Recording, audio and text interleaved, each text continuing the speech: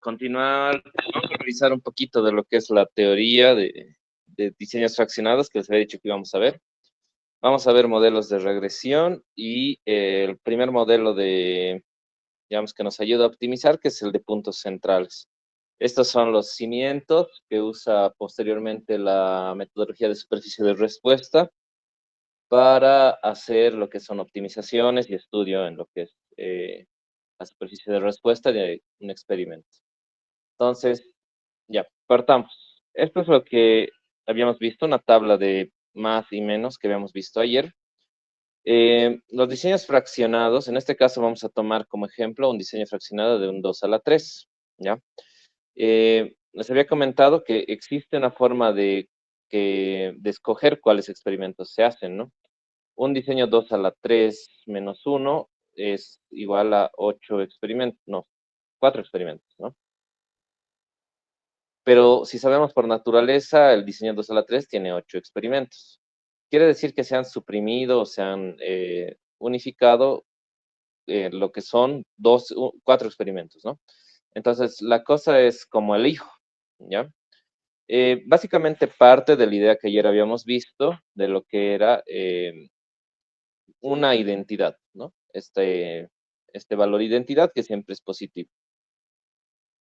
Lo que se hace es, en realidad, elegir el tratamiento de mayor orden, ¿no? Como habíamos visto ayer para hacer los bloques, de la misma forma elegimos un tratamiento de orden alto, en este caso ABC, ¿no?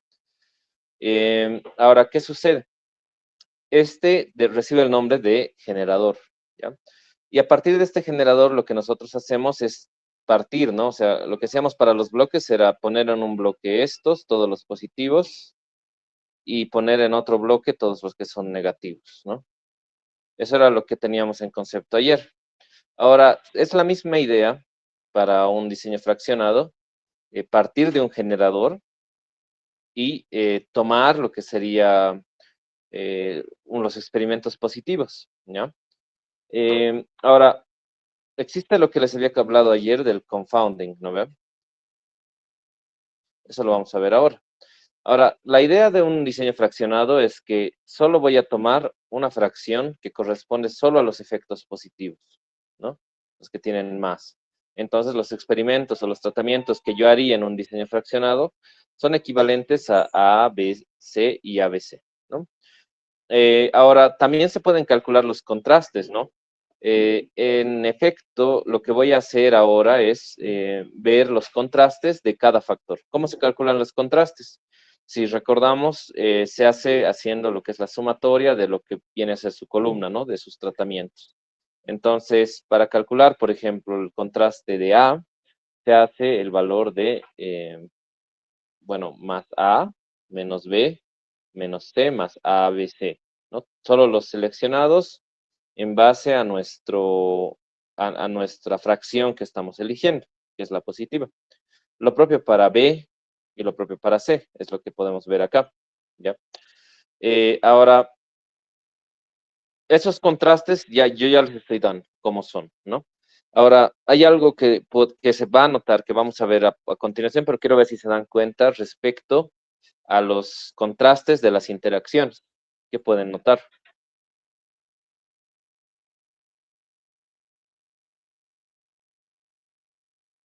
Tienen algo en particular, ¿ya? No, no, ignoremos al ABC. ¿Ya? Por ahorita no lo consideremos. Los contrastes de las interacciones de dos, ¿no? Porque ahorita nuestra identidad o nuestro generador es ABC, entonces lo estamos gastando, digamos, ¿no? Esto no podemos hablar de esta columna. Estoy hablando de las interacciones AB, AC y BC. Hay algo que se puede notar, no sé si se dan cuenta.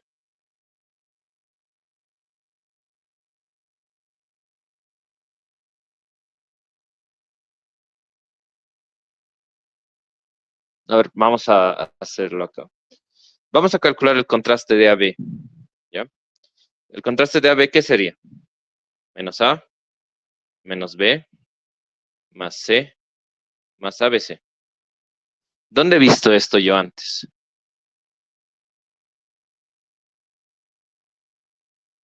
Exactamente.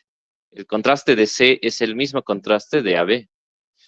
Y si vemos, digamos, en el contraste de AC, es el mismo contraste que B. El contraste de BC es el mismo que A, ¿ya? Entonces, ahí es donde nace esta curiosidad y el motor que hace funcionar un diseño fraccionado.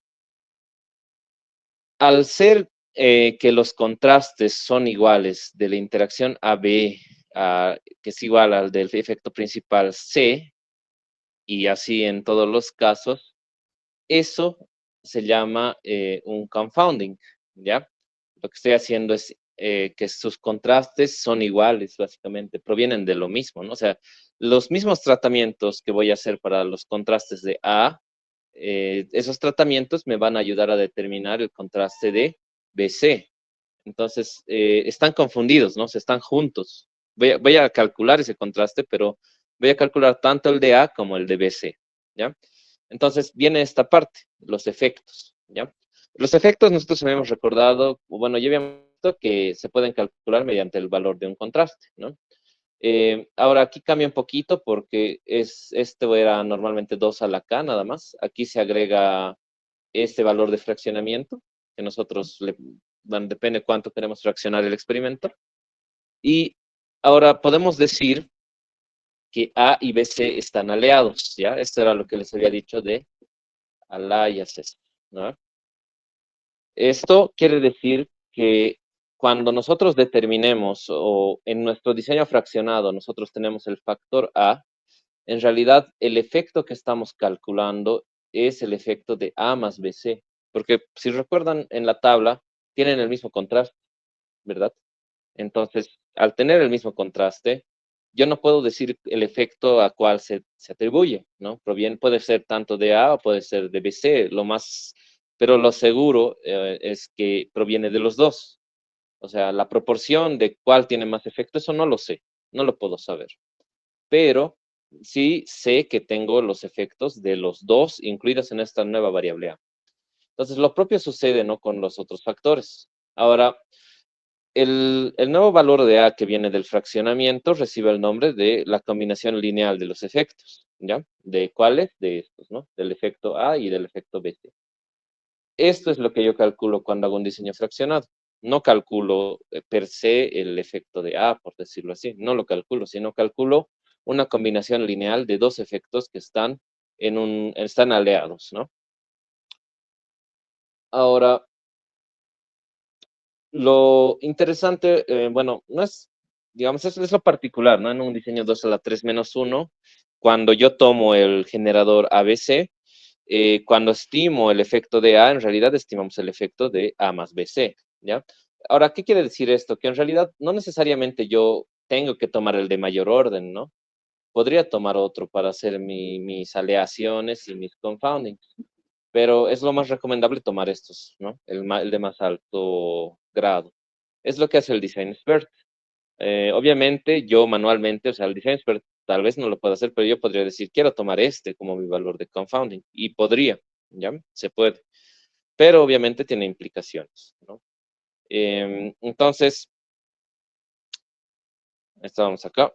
Entonces, lo particular de esto de un diseño fraccionado es que no puedo diferenciar entre el efecto que tiene A y el efecto que tiene BC. Pero obviamente el efecto, digamos, de este nuevo A aleado está determinado en una proporción que probablemente es mayoritaria, por lo que habíamos visto el principio de sparsity, que está principalmente dado por el efecto principal y en menor proporción a la interacción, ¿no? Entonces, no puedo determinar eso a priori, pero sí me da, en este caso, digamos, cuando hablamos de un factor principal, me da prácticamente la noción de saber si A es o no significativo, ¿no? Al ser el contraste de lo que es esta combinación lineal, digamos, significativa, lo más probable, o lo que es casi seguro, es que el factor solito, por separado, sí es significativo. ¿Puedo llegar a dudar que BC sea significativo? Sí, pero lo más probable es que A sí lo sea, ¿ya? Entonces, de eso se trata un diseño fraccionado, ¿ya? Entonces, para entenderlo mejor, ¿no? Porque Nosotros lo veíamos y en el Design Expert nosotros vemos que nos da los resultados, nos dice en el ANOVA el efecto de A, el efecto de B y así. Pero en realidad lo que estamos calculando no es el efecto como tal, sino estamos asumiendo esto, que son una combinación lineal, ¿ya? Entonces, para los otros factores también son combinaciones lineales que están aleadas, ¿no? Entonces, en este diseño 2 a la 3 menos 1, que se ha convertido en un 2 a la 2, entonces estoy aleando todos estos factores, ¿ya? Eh, Ahora, lo interesante es que tampoco este es un 2 a la 2, ¿no? O sea, por eso tampoco se tienen que confundir. Este 2 a la 3 menos 1 sigue siendo un experimento de 2 a la 3, solo que se han hecho la mitad de experimentos, ¿no? No es un equivalente porque esto implicaría que solo son dos factores, ¿no? Que A y B nomás existen. Pero como podemos ver, existe también C, porque es este efecto de que está fraccionado, ¿ya? Y bueno, ya hemos visto cómo se elige cuáles son los que entran en lo que es el fraccionamiento, ¿ya? Ahora, aquí podemos ver que, bueno, pues seguimos en el mismo caso, que estamos hablando de un diseño 2 a la 3 menos 1 con una relación definida de como generador ABC, ¿no? Este es mi generador, ¿ya? Pero ahora, si se dan cuenta, hay varios experimentos que no se van a hacer, ¿verdad? O sea, solo voy a hacer este, este y este. ¿Y qué pasa con los otros? ¿Alguien tiene alguna idea? ¿Qué pasaría con esos?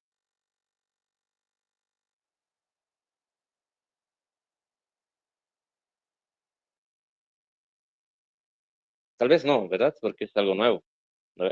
Ya.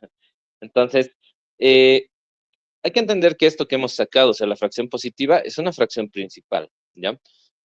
No, no es que se descarte o deje de existir la otra parte del experimento, sino que estamos tomando solo una fracción, un pedacito del set experimental 2 a la 3 para hacer el fraccionamiento, ¿ya? Entonces, cuando hacemos el fraccionamiento, en realidad solo escogemos una fracción de todo el set y esa es la que usamos para experimentar. Entonces, la otra parte es una fracción que también existe, ¿ya? Pero lo vamos a ver en la siguiente diapositiva.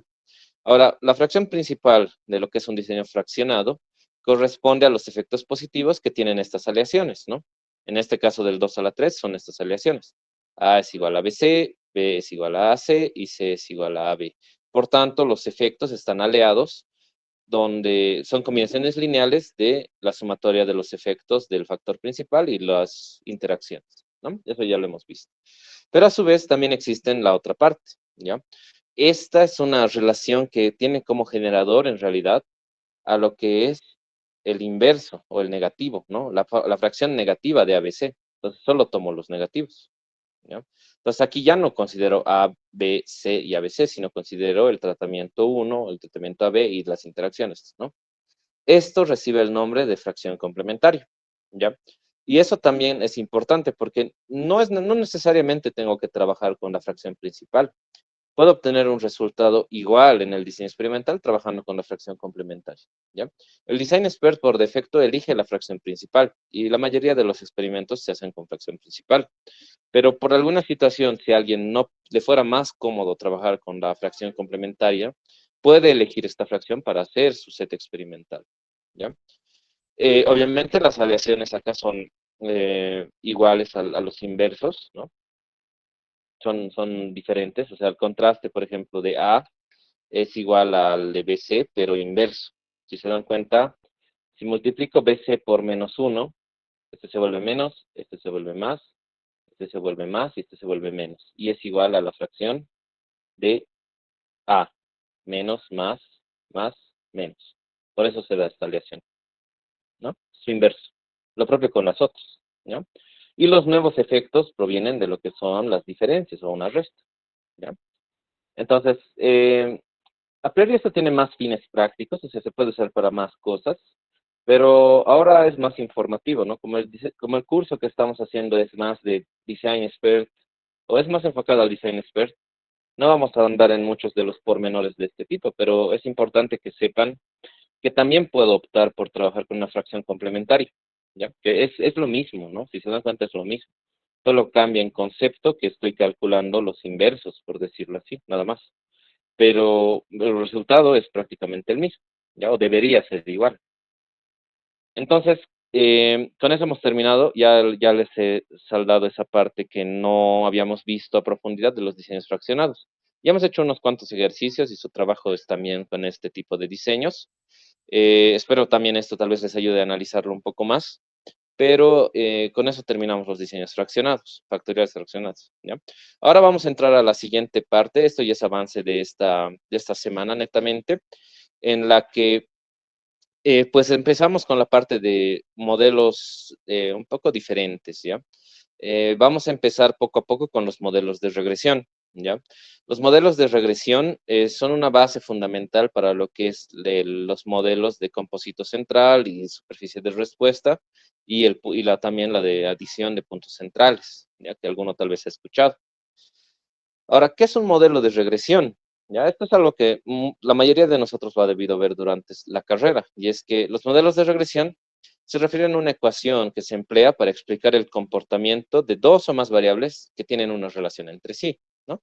El modelo más común o el que siempre se aprende al inicio es este, ¿no? El modelo lineal. ¿Dónde es un modelo lineal de regresión? Es pues evidentemente una ecuación de una recta, donde tenemos una variable, ¿no? Una variable respuesta, tenemos dos coeficientes y tenemos la variable que es independiente, ¿no? Entonces, este modelo corresponde a una aproximación lineal y normalmente se obtiene en base a datos experimentales, ¿verdad? Entonces, vamos a analizar un caso de estudio. Este no lo vamos a hacer en Design Expert ni nada, sino lo vamos a analizar para entender un poco mejor. Hay dos archivos que he subido hoy día que sí vamos a hacer, uno con Excel y otro con Design Expert. El de Excel les va a sorprender lo que vamos a hacer, así que bueno, avancemos. Entonces, el caso de estudio, o sea, el contexto que vamos a darles es que hay una planta que produce oxígeno mediante la destilación de aire, ¿ya? Esto, bueno, para información de ustedes, es un proceso que se puede hacer, ¿no? O sea, se hace materiales porosos o zeolitas que se utilizan para filtrar, separar, retener nitrógeno y liberar oxígeno, así se purifica el aire, más o menos, a grandes rasgos, tiene más cosas. Eh, pero esto, bueno, se piensa que existe una relación entre la pureza final del producto, o sea, la pureza del oxígeno, el porcentaje de oxígeno, en base a lo que es las impurezas del aire, ¿no? Como les había dicho, aquí hay un concentrador, por decirlo así, donde le ingresa aire que tiene ciertas impurezas, ¿no? Y esto, nosotros, o el supuesto que tenemos es que las impurezas que tiene el aire causa un efecto negativo en lo que es la pureza. ¿Ya? Es un supuesto que tiene sentido, ¿no? Entonces, lo que se quiere corroborar es eso, ¿ya? Ah, bueno, esto no debería verse así, ¿ya? Tenemos, le voy a poner animación. Vamos a ver si al final. Ya, ahora, ahora sí, ya. Entonces, digamos, partimos de este set experimental, ¿ya? Tenemos la polución que tiene el aire en partes por millón y la pureza como resultado de un análisis con un equipo analítico, ¿ya? Eh, el modelo al que se quiere hacer la relación es un modelo lineal, ¿ya? Y el modelo lineal no es como también lo hemos visto siempre en lo que es carrera, ¿no? En un modelo que tiene estadística, tiene la parte de la linealidad, pero también conlleva un error. Un error que, bueno, si nosotros vemos, este y sub i se refiere al cálculo de cada uno de estos, ¿no? Este es y sub 1, este es y sub 2. Seguramente hay un coeficiente o un par de coeficientes que dado un valor de x sub i, digamos x1, me va a dar el valor de y sub i más un error, ¿ya? Eso se entiende como decirlo así, ¿no? Tengo un modelo lineal, este es mi dato experimental, ¿ya? Y el error que tengo es la diferencia que tengo entre el modelo y lo que es mi valor experimental, ¿ya? Más o menos así es como funciona un modelo lineal, un modelo de regresión. Entonces, supongamos que en este caso el modelo lineal explica el comportamiento de la lectura de las purezas, ¿no? O sea, el comportamiento o la relación entre la polución y las purezas. Para hacer este tipo de cálculos, nosotros tal vez nos hemos acostumbrado a usar un solver o algún sistema de regresión lineal, ¿no? Algo preprogramado. Pero hacer una regresión lineal o una regresión a un modelo normal es sumamente sencillo, ¿ya? Tal vez han visto algunos que también calculan los coeficientes A en base a sumatoria y el coeficiente B igual y así. También es parte de la estadística. Pero hay una forma más sencilla de hacerlo y es mediante una notación matricial, ¿ya? Vamos a llevar el modelo porque ahora vamos a hablar de los datos en vez de hablar como puntos, los vamos a hablar como vectores, ¿ya?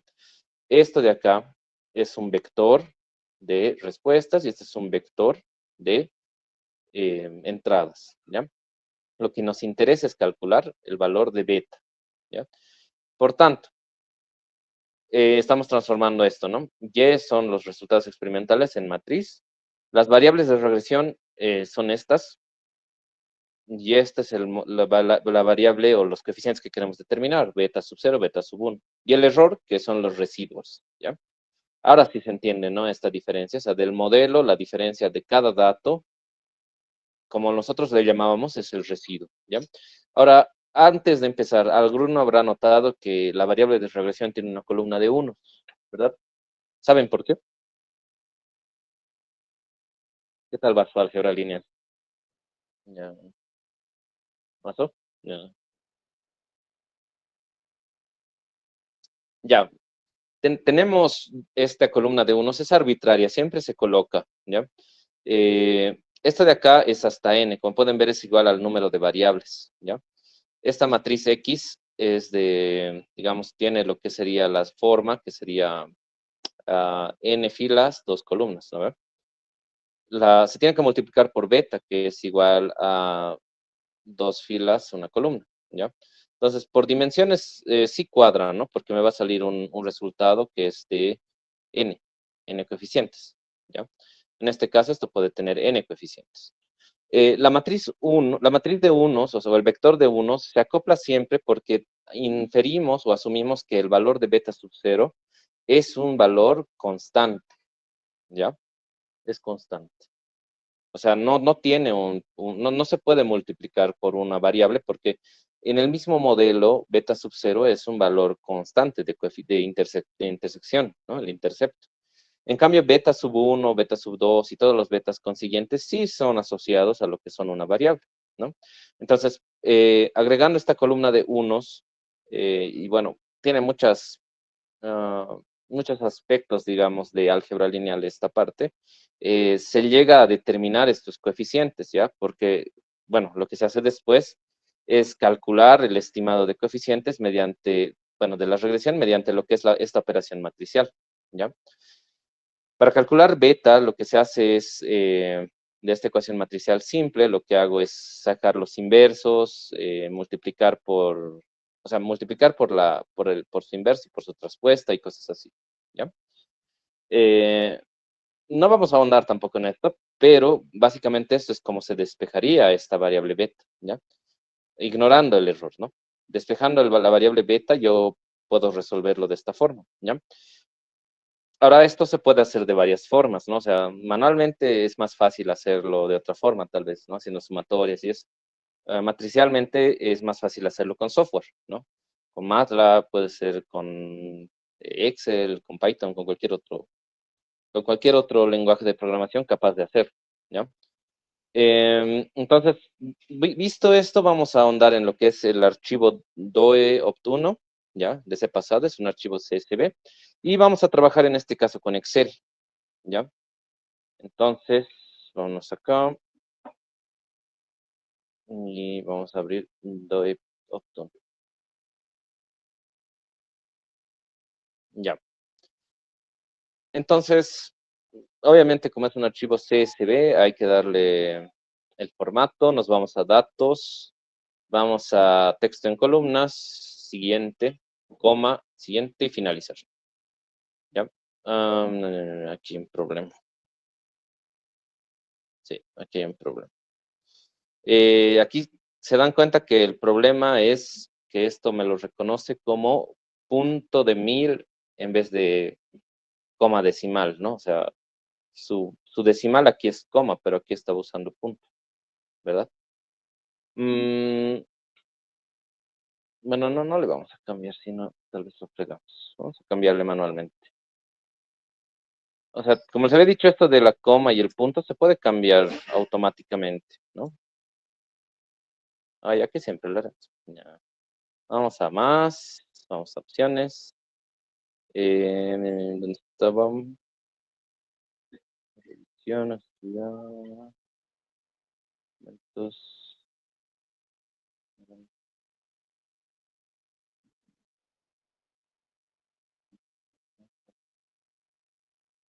avanzados, aquí está. Eh, Cuando yo tengo el Excel, puedo entrar a las opciones de Excel y venir acá, usar separadores del sistema. Puedo decirle, ahorita el sistema, la compu, maneja el punto de 1000 y la coma decimal. Le voy a cambiar solo para esto, ¿ya? Porque aquí tengo al revés, ¿no? Tengo punto decimal y tengo coma que sirve para 1000. Le voy a cambiar solo por esta situación, ¿ya? Entonces, voy a cerrar y vamos a hacerlo otra vez. Datos, texto en columnas. Tan. Ahora sí me lo reconoce como decimal, ¿ven? Ya no me lo reconoce como un 1000.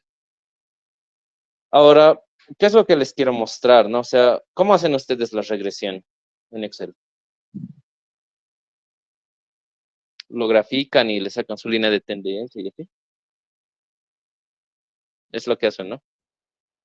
Entonces, yo ya, vamos a decir así, ya. Yo de manera silvestre, ya vengo y hago esto, ¿ya? Y pongo agregar línea de tendencia. Y luego digo, ya, dame lo que es la ecuación, creo que me muestra el valor de él y la ecuación. Muchos de ustedes deben hacer así sus regresiones, tal vez, ¿no? Otros usarán su calculador, ¿ya? Y no está mal, ¿no? O sea, no está mal. Pero es una forma muy simple de hacerlo, ¿no?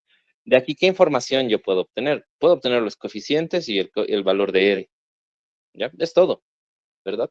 Pero ¿acaso tengo idea de, digamos, la varianza que tienen? ¿Qué tan adecuado es el modelo en base a otros parámetros? La dispersión, los residuos, todo eso que hemos visto en este curso, de los análisis de prueba de F, todo eso, se puede hacer a una regresión lineal o a una regresión de cualquier modelo. Y puedo obtener toda esa información que yo obtenía. Puedo ver si el modelo o si los datos están con una varianza igual para hacer una prueba de F, por ejemplo. Todo eso se puede hacer, pero nosotros nos limitamos a esto. Pero no les digo que está mal, ¿ya? Pero hay una forma más genial de hacerlo, ¿ya?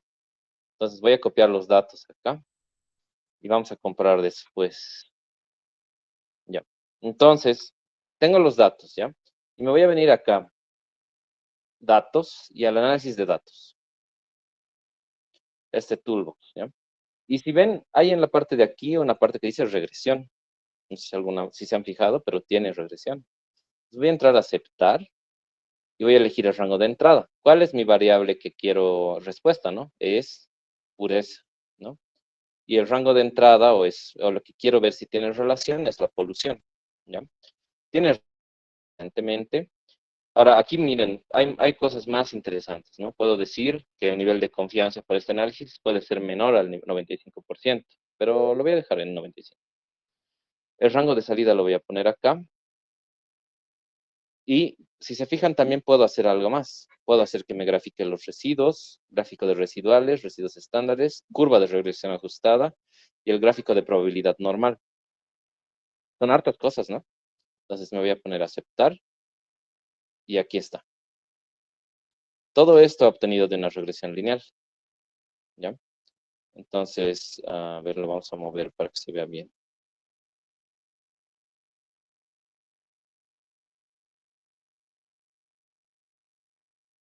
Ya. Entonces, aquí me da un resumen, ¿ya? De la regresión lineal, ¿qué puedo obtener? Por ejemplo, puedo ver que tengo un coeficiente, esto no se ve muy bien, coeficiente de correlación R o múltiple, ¿no? Tengo el R cuadrado también, ¿ya? Tiene varios diferentes valores de R, ¿no? Ustedes tal vez lo hayan visto antes, pero hay varias formas de calcular el valor de R, ¿ya? El coeficiente de correlación múltiple es igual al R sin cuadrado, es el coeficiente de Parsons, ¿ya? El R cuadrado es otro coeficiente que se calcula mediante otras formas. El R cuadrado ajustado es un ajuste a este con una consideración extra. Y bueno, hay varias formas de medir cuán ajustado es tu modelo a los datos experimentales. Tengo un valor de error típico y me da un resumen de las observaciones. ¿Ya? Esos son datos estadísticos que yo puedo reportar, ¿no? Si alguna vez se han preguntado de dónde sacan esos datos, es un análisis estadístico. Ahora, aquí está otra parte que es bien interesante. Si se fijan, aquí ha aparecido algo que dice valor F, ¿no? También tengo valor de sumatoria de cuadrados y mean squares. ¿Eso dónde lo hemos visto? Lo visto en análisis ANOVA, ¿no ve? Entonces, la sumatoria de cuadrados de la regresión y los residuos y todo esto, nosotros de dónde lo hemos visto, ¿no? O sea, en el análisis ANOVA, ¿no ve? Pero, ¿de qué proviene eso? ¿Cómo yo hacía un análisis ANOVA o bajo qué supuesto? ¿Cómo hacía un análisis ANOVA? Tenía que partir sí o sí de un test de hipótesis, ¿no ve? Aquí, ¿cuál sería la hipótesis entonces? Porque los análisis de varianza, como les he dicho, siempre responden a una hipótesis nula o una hipótesis alterna. En este caso de la regresión, ¿cuál es la hipótesis? ¿Alguien sabe? ¿O cuál sería, según ustedes? ¿Mm?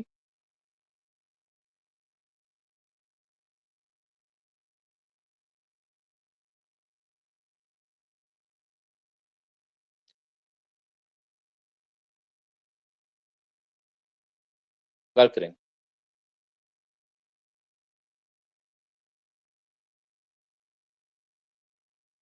Es una buena pregunta, ¿no? En realidad, algo que tienen que entender de las regresiones, de todos los modelos de regresión, es que no tratan de explicar algo de manera física, ¿ya? No tratan de determinar si existe o no la correlación, eso no te dice nada de un modelo de regresión. Lo que te dice el modelo de regresión es si existen o cuáles son los coeficientes que pueden aproximar de mejor manera a este modelo. Entonces, la hipótesis en este caso es diferente, no se formula en si el modelo es adecuado o no, sino la hipótesis se trata entre si lo que es la regresión, sus coeficientes, son o no, o sea, son o pueden o no explicar lo que es el comportamiento, digamos, ¿no? El ajuste de los datos experimentales. Solo el ajuste, ¿no? Entonces, en el supuesto de que no es que ningún coeficiente puede, o sea, la hipótesis nula nos dice que ningún coeficiente puede realizar lo que es la explicación de lo que es los datos experimentales, o sea, que no hay ningún coeficiente, combinación de coeficientes que pueda hacer que pase por cerca de todos los datos experimentales, ¿no? El concepto de mínimos cuadrados. Y lo que es la hipótesis alterna es que al menos uno de los coeficientes puede lograr eso, ¿no? Al menos una combinación de coeficientes. Entonces, en este caso podemos ver que sí, en efecto, sí, los coeficientes pueden explicar lo que es el modelo, ¿no? Esto ya lo vemos, pero no lo estamos viendo de manera gráfica ahorita, no hemos visto si lo hace, ¿no ve? Pero lo podemos ver mediante indicadores estadísticos. Ahora, ¿por qué es importante esto? ¿Por qué creen que es importante?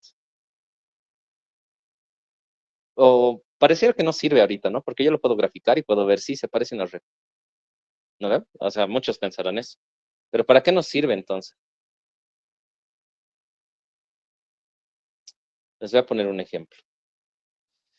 ¿Qué pasa si yo tengo una respuesta rendimiento que me sale así? Beta 0 más beta 1 por temperatura, más beta 2 por presión, más beta 3 por concentración, más beta 4 por tiempo, más beta 5 por tau, más beta 6 por gradiente de temperatura, más beta 7 por, podemos considerar también volumen, más beta 8 por flujo. ¿Entienden mi punto, verdad? Ya, ya. Ok, porque puedo seguir añadiendo variables. Ya. No. O sea, la cosa es que, si se dan cuenta, la mayoría de los fenómenos, o que, digamos, fenomenológicamente o experimentos que podamos hacer, no dependen solo de una variable o de dos o de tres, ¿no? Eh, Incluso en los diseños experimentales hemos visto que se pueden hacer diseños de hasta 8, 5, 10, 20 factores. Y sus ecuaciones pues van a ser así, ¿no? ¿Puedo acaso yo ver la línea aquí? No, no veo. Entonces, por eso me sirve estos indicadores estadísticos. Porque si yo tengo, supongamos que en su caso ustedes están investigando algo y les sale que tienen 4 factores, no hay forma en lo que lo puedan mostrar de manera gráfica. No pueden, ¿no? Entonces, el valor de F nos dice que el modelo, al menos algunos de los coeficientes, mínimamente uno, puede explicar el comportamiento de los datos respecto a lo que lo que es el modelo, ¿no? Entonces, he ahí la importancia de esto. Es sumamente importante por eso, ¿ya? Ahora, vamos a ver más abajo, ¿ya? Em, Ahora vemos aquí abajo, ¿no? Que nos dice los coeficientes, ¿ya? Es algo que tampoco podemos ver de lo que vemos aquí, ¿no? Esta versión silvestre. Vemos aquí que, por ejemplo, alguna vez tal vez les ha pasado y han debido ver acá en su ecuación y dicen, ¿por qué no puedo ver más números, no? ¿Verdad? A veces afecta, ¿no? Si se han dado cuenta, a veces afecta no tener suficientes decimales en casos específicos. En este caso, por ejemplo, sí puedo ver los datos. Miren cuánta precisión tengo hasta, bueno, son como 10 o algo así decimales, ¿no? Tiene algo que también se llama el error típico, que es un error asociado, o sea, la dispersión que tengo en el intercepto en este caso, y lo que es en el coeficiente de multiplicación. Tengo valores de distribución T, ¿ya? Tengo probabilidades de los dos y tengo porcentajes de confianza, ¿ya? Son varios indicadores estadísticos que me pueden asegurar la calidad de mi regresión, ¿ya? Que esto, en sus proyectos, a algunos les puede servir para validar lo que están haciendo, ¿no? Porque esto no es porque sí que exista, ¿no? Hay, por ejemplo, si estos valores están dentro de un rango determinado, valida la regresión, de por sí, lo valida. Entonces, es importante que también vean esto, ¿no? Y por último, tenemos el análisis de residuos, ¿ya? El análisis de residuos, ¿qué era? Ahora vamos a ver. ¿Se acuerdan que en una clase hemos hecho restas y hemos visto, bueno, se hacían las restas manualmente, ¿no ven? Les he puesto un modelo que era 2 a la 4 y había que hacer el análisis de Tukey, creo, y había que restar varias veces y nos ha tomado como unos 15 minutos. Pues se podía hacer aquí, ¿ya? Los residuos son las diferencias, ¿no? O sea, yo puedo sacar los residuals y esto es importante, porque los residuals me dicen cuán bien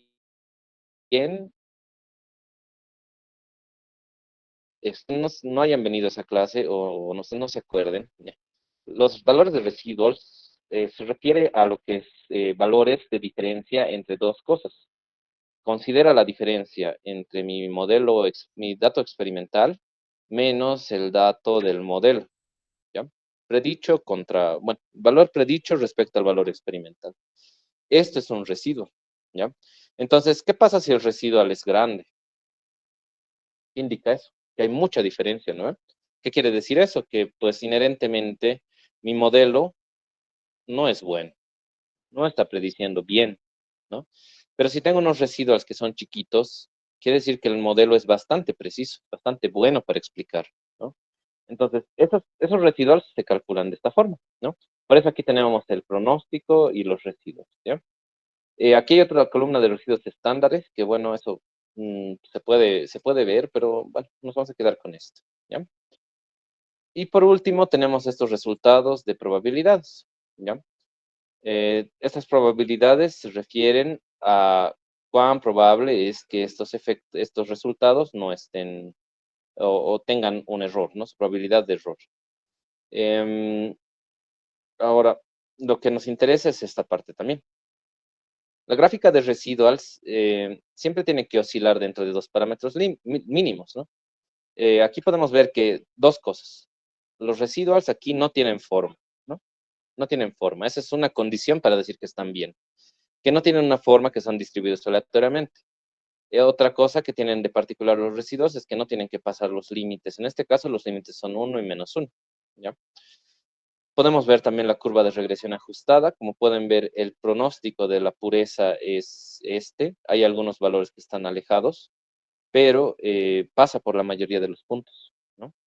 Y tengo un gráfico de probabilidad normal que se refiere a, em, bueno, cuánto porcentaje de los datos explica el resultado, ¿ya? Es un concepto bien interesante, pero no sé si vale la pena abordarlo ahora. Pero sí, o sea, básicamente se refiere a, digamos, con esta cantidad de datos y esta cantidad de pureza se explica el 20% de lo que es el resultado de la muestra. Entonces, voy aumentando, aumentando, aumentando. Esto nos sirve para después, para delimitar tal vez un poco cuántos experimentos puedo hacer o cuántas medidas puedo hacer. No lo vamos a ver esto ahora, pero voy a ver si da tiempo de que veamos un poco de cuántos experimentos debo hacer. ¿Ya? Es una parte que también sería importante ver. Entonces, ¿qué les parece? Esto comparado con esto contra esto, ¿ya? ¿No? Es muy diferente, ¿no? O sea, el análisis estadístico que se hace de esta forma me permite conocer mucho más información de la regresión, ¿ya? Y bueno, eso es algo bueno que me puede decir el Excel en este caso, ¿ya?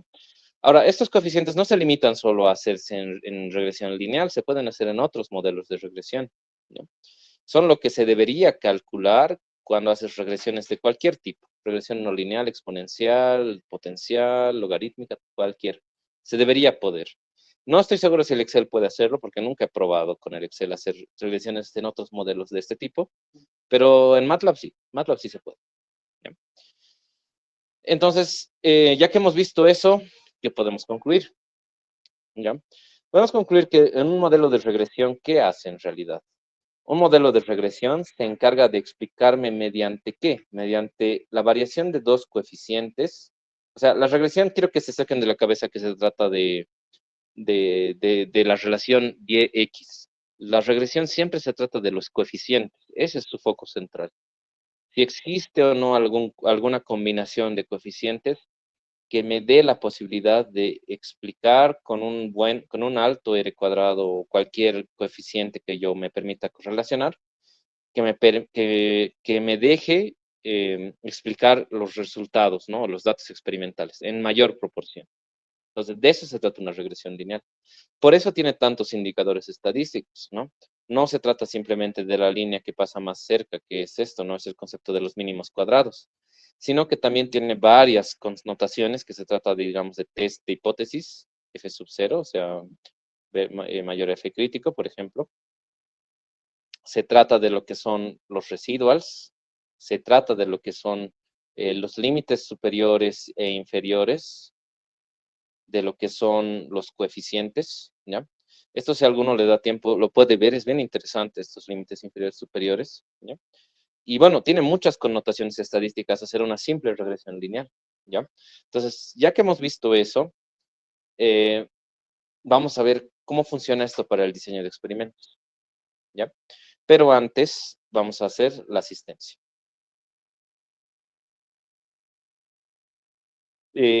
Ahora les estoy pasando, escaneen la asistencia y unos 5 minutos, yo creo.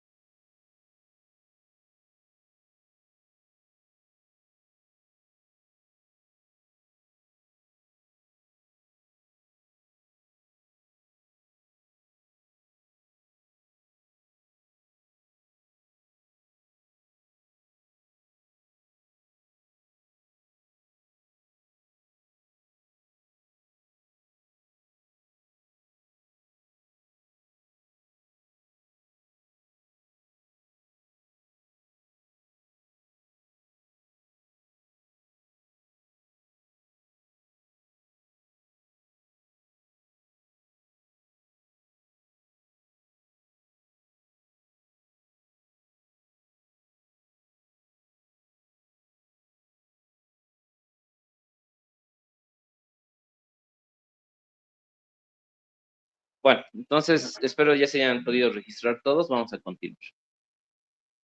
Entonces, todo esto que hemos visto parece interesante, ¿no? O sea, es interesante, pero ¿qué utilidad nos da ahora? ¿Ya? Y es que, digamos, pongámonos en este caso, este diseño experimental, ¿de qué tipo es? Un diseño 2 a la 2, ¿verdad? Dos factores. Em, ahora, este tipo de aproximación, o sea, la regresión múltiple es interesante porque nos permite hacer aproximaciones, incluso si llegásemos a no tener resultados, bueno, factores bien controlados o que nos llegase a faltar experimentos. ¿Ya? Por eso es importante este tema. ¿Ya? Este modelo de aproximación se puede aplicar a cualquier dataset, a cualquier set de datos, ya sea de diseño o experimental o no, ¿ya? Porque tiene muchas ventajas respecto a lo que es el análisis ANOVA, ¿no? Para hacer un análisis ANOVA, ¿qué limitantes tengo? Tengo que tener sí o sí todos los tratamientos, por ejemplo, ¿no? Porque si no tengo, si me falta un tratamiento para hacer el análisis ANOVA de un diseño experimental, por ejemplo, entonces no puedo determinar bien el error interno y cosas así, ¿ya? Entonces tiene ciertas ventajas, ¿no? Ahora, en este caso vamos a suponer que no contamos con los datos de un experimento. Digamos, ese experimento que he cubierto, que seguro no se acuerdan cuánto era, ya, cuánto era,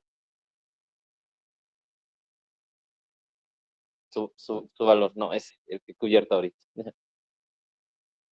70, no, 40, ya. Entonces, bueno, en realidad, si no contáramos con un experimento, uno no podría hacer un análisis ANOVA correctamente, ¿no? Entonces, el análisis, esta aproximación de regresión múltiple, nos puede decir más información sobre esto, ¿ya? Entonces, también esto puede funcionar en otra situación y es algo que tal vez alguno de ustedes ha afrontado, ¿ya? ¿Qué pasa si yo no puedo controlar bien los factores que involucran mi proceso? ¿Ya?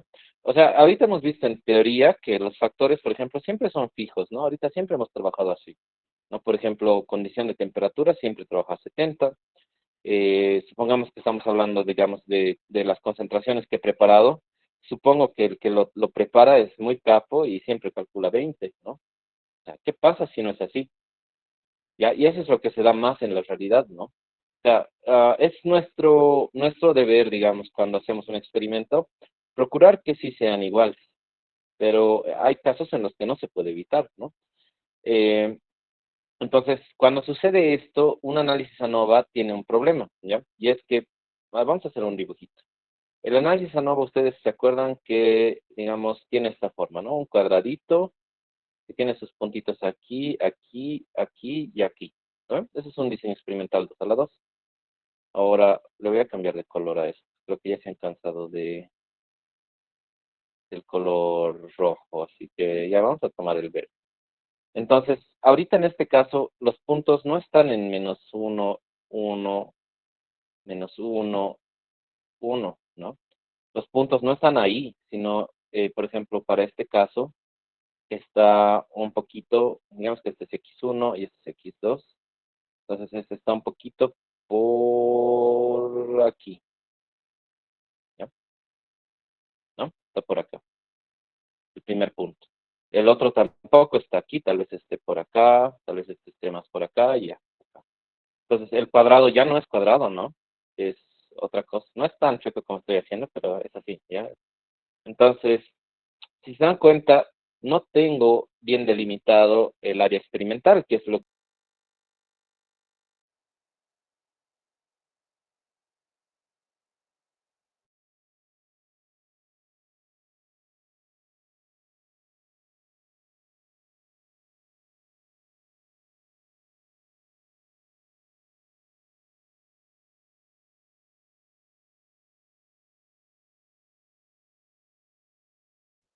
Como les estaba diciendo, no siempre se puede controlar bien las variables y por tanto el área experimental no siempre va a ser cuadradito como debería ser. Entonces, en este caso, el análisis de varianza le agregamos, aparte de lo que son los errores internos y el error del tratamiento, le estamos añadiendo un error que proviene de los factores, ¿no? Que puede hacer variar, puede hacerme entender que algunos factores son significativos y otros no. porque no me va a identificar el error de los factores como tal, sino lo va a incluir en el error total, ¿no? En el error puro. Todo esto va a estar ahí adentro. Entonces, eh, puedo causar defectos en mis resultados. Entonces, los modelos de regresión múltiple me sirven para abordar este tipo de situaciones.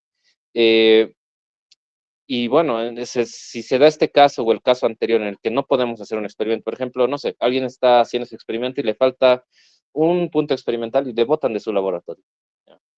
Y ya no puede usar el mismo equipo, ya no tiene nada, ya no es homogéneo, ¿no ve? Entonces, eh, ¿qué hace, no?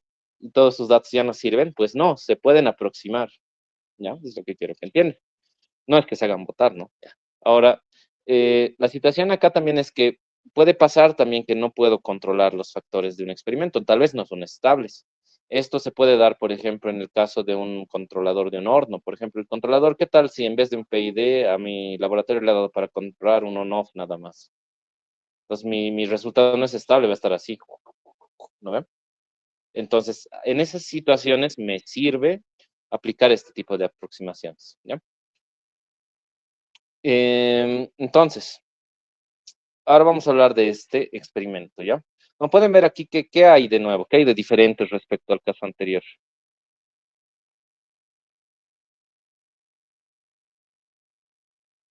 Está ahí, clarito. Eso. Esto, exactamente. Este cero tiene el nombre de punto central, ¿ya?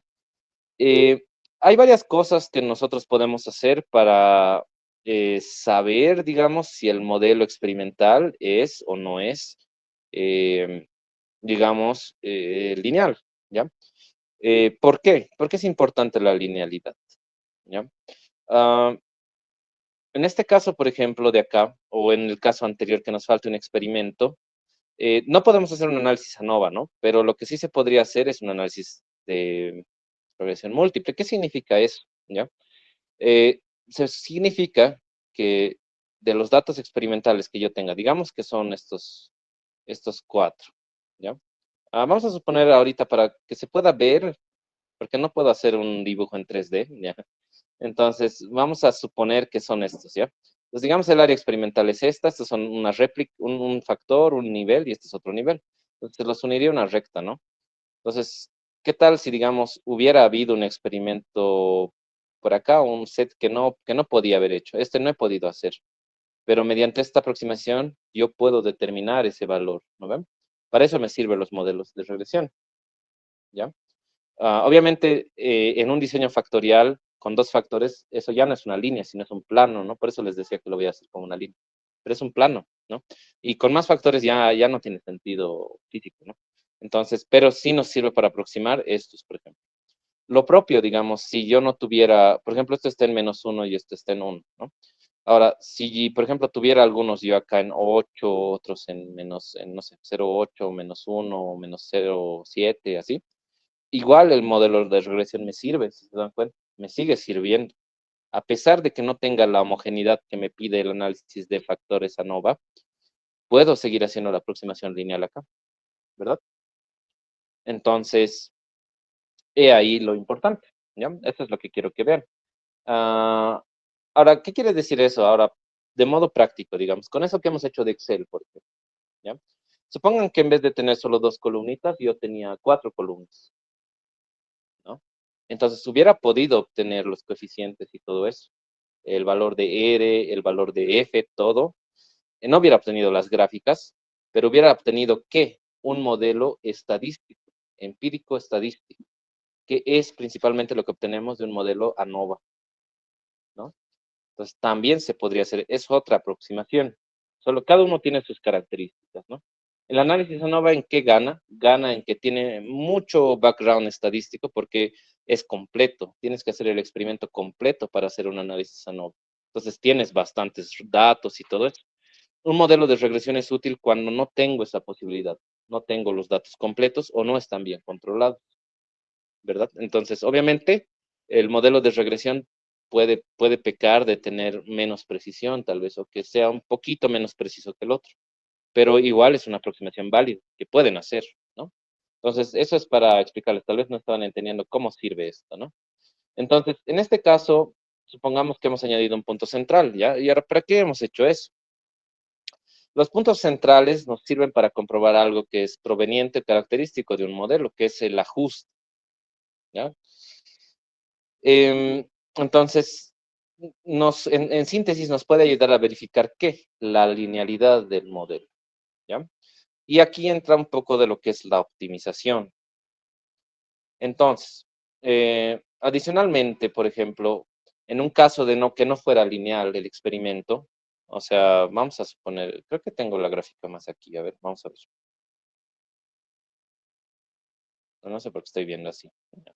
Vamos a mirar. Tengo una gráfica bonita para eso, pero no me acuerdo si... Así es, está aquí, ya. Entonces, no vamos a ver. Ya. Entonces, ahora, ¿qué pasaría si no es lineal? ¿No? O sea, digamos, he hecho el punto central y sé que no es lineal, ¿ya? O que no había sido lineal. Lo que normalmente se hace es añadir otros puntos. Aquí pueden ver una locura de puntos. Estos y estos. ¿Qué creen que son esos puntos?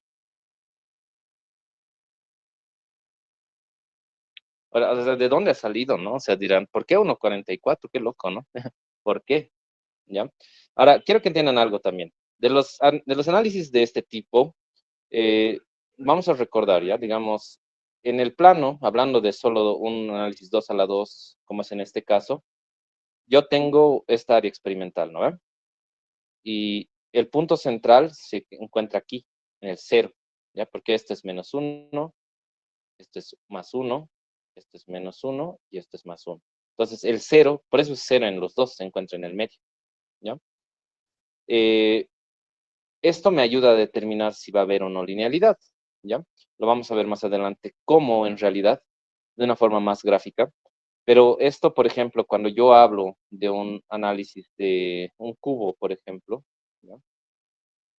Digamos así, así, así, así, así.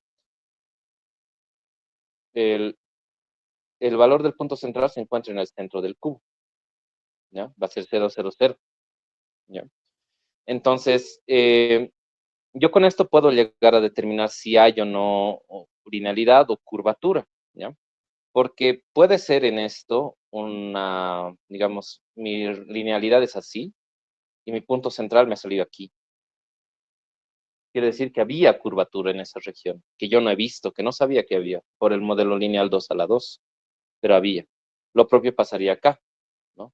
Acá pasaría como una, bueno, algo como un plano, ¿no? Algo así, y que el punto central me sale aquí abajo, por ejemplo. Entonces, había curvatura. El modelo no era plano, no había sido plano, sino había sido así. Para eso me sirve el punto central, ¿ya? Obviamente, cuando yo encuentro algo con el punto central, puedo llegar a hallar un mínimo local. Eso es lo interesante, ¿no? Ahora, yendo a lo siguiente, ¿qué pasa si no es lineal? Lo que normalmente prosigue es hacer un análisis de composito central, ¿ya? Entonces, se puede añadir puntos para crear un modelo de segundo orden para ajustar la respuesta con las variables de regresión. Ahora, ¿esto qué quiere decir? En todo caso, si vamos al dibujo de hace rato, ¿ya? Vamos a suponer esto así, así, así. Y mi punto central estaba, digamos, ay, ignoren eso. Estaba aquí, ¿no ven? Y no había sido lineal, digamos, ¿no ve? Ha sido esa situación que les he dicho, el plano estaba aquí y el punto central me salía abajo. Entonces, ¿cómo yo voy a saber hacia dónde ir? ¿No ve? ¿Hacia qué lugar ir? El análisis de compósito central se trata de sacar puntos axiales al punto central, equidistantes, en todas las direcciones, ¿ya? Los puntos axiales están fuera del rango de la cajita, por eso son 1,44. ¿Ya? En este caso, por ejemplo, es un diseño 2 a la 2, no es un cubo, ¿no? Es un plano. El punto central está acá, entonces se añaden 4 puntos axiales, que serían los 4 de los ejes, ¿no? Uno acá, otro acá y otro acá. Estos puntos axiales están fuera del área, del rango experimental del diseño 2 a la 2, ¿no? Pero ¿para qué me sirve? Me sirve para determinar el grado de curvatura que hay, ¿ya? Per se me sirve para optimizar, ¿ya? Entonces, así, esto es lo que vamos a ver esta semana. por eso es la primera parte que hay que ver antes de ver superficie de respuesta, ¿ya? Porque esto es metodología de superficie de respuesta. Entonces, con eso, ¿qué añadimos? Añadimos curvatura, ya no una curvatura del tipo, por ejemplo, si se recuerdan, nosotros hablábamos de interacciones como de orden superior, ¿no ve? Por ejemplo, en este caso, temperatura por C sería uno de segundo grado. Pero cuando yo añado estos puntos, ya estoy hablando de este tipo de aproximaciones cuadráticos en cada variable, ¿ya? Lo vamos a ver más adelante, en otro día, ¿ya? Entonces, ahora, los diseños para modelos lineales de diseños 2 a la K, o sea, ahora vamos a ver cómo se aplica estos modelos lineales a los diseños 2 a la K, provienen de qué? Es una suposición, digamos. Vamos a suponer que queremos establecer la relación entre un factor y su respuesta. Eso es básicamente lo que hace una regresión, ¿no? O sea, el objetivo de hacer una regresión es establecer los coeficientes que me relacionan esos dos variables, ¿no?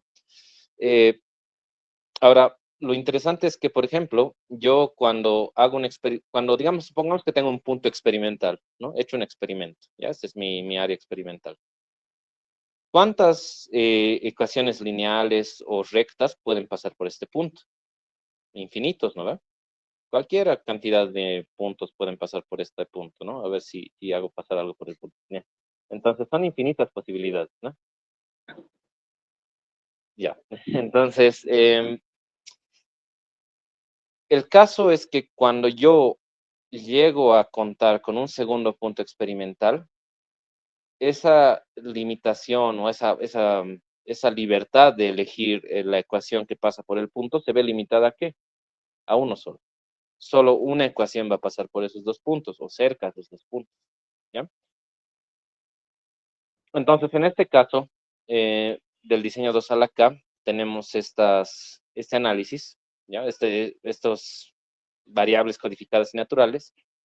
Eh, Ahora, vamos a ir un poco atrás, ¿ya? Nosotros, si recuerdan, hay una relación que define lo que es una variable codificada y una variable natural, ¿no? Que si recuerdan, están dadas por lo que es su ecuación de codificación, ¿no? Que donde influía el rango, influía el punto central y así, ¿no? Eso se acuerda. Entonces, básicamente, el modelo de regresión lineal para una ecuación o un modelo de 2 a la 3, que es este caso, se vería de esta forma, ¿ya? Donde tenemos el coeficiente independiente, que siempre vemos, y tenemos la variable respuesta. Estas son cosas que siempre van a existir, ¿ya? Siempre existen. Muy oscuro había así, ¿ya? Ya. Entonces, esto siempre existe, ¿ya? Esto y esto siempre va a existir en cualquier modelo de regresión. Después tenemos otra parte, que es el modelo de primer orden. Ya, esto ya lo habíamos visto igual, los había comentado.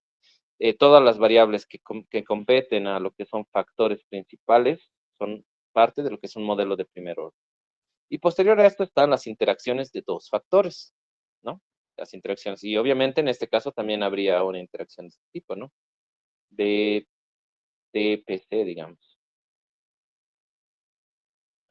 Bueno, que correspondería a lo que sería la interacción XT, XT y XP, ¿no ven? La interacción triple.